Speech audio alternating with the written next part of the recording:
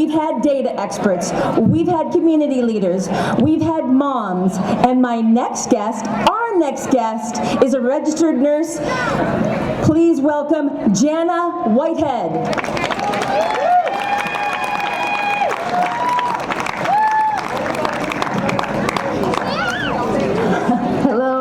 I'm not a public speaker either, so just keep it brief. There's a few things that I wanted to point out.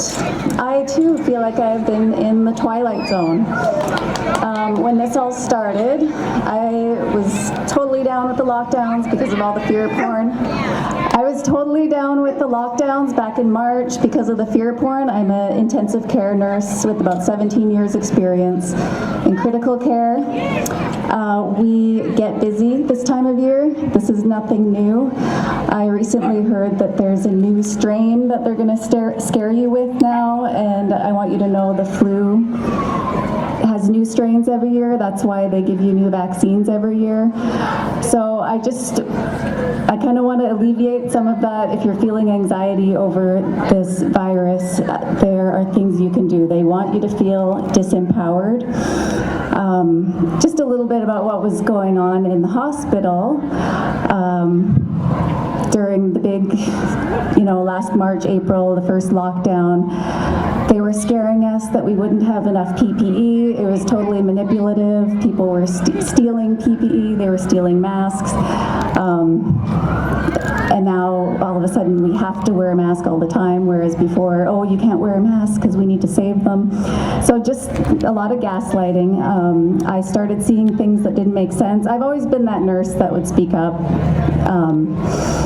and then I would get in trouble. I actually was recently asked to leave my job because I could no longer enforce the mask thing. We're all healthy. We don't need to be scaring each other with these masks. So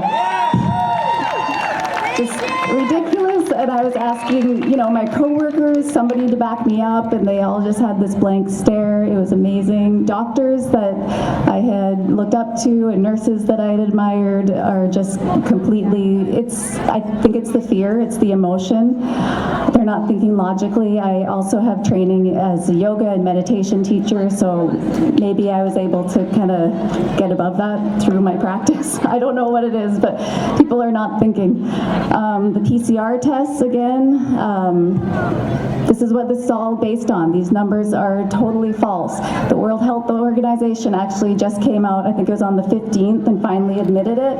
I wrote down the quote here: when running a PCR test with 35 cycles or more, the accuracy drops to 3%, meaning 97% of positives could be false.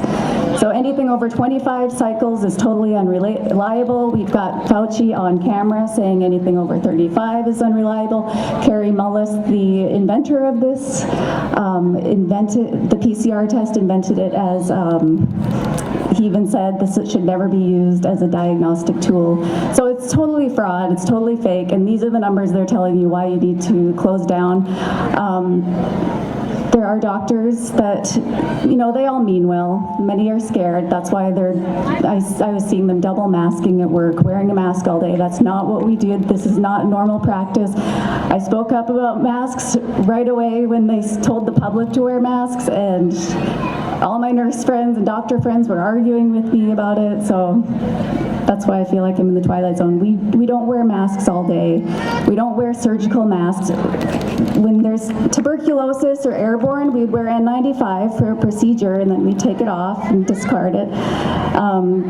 So it's manipulative, it's fear-mongering, and I just couldn't go along with it anymore. I just want to leave you with this, some empowering things. There are doctors that are treating COVID successfully. There's successful prophylaxis.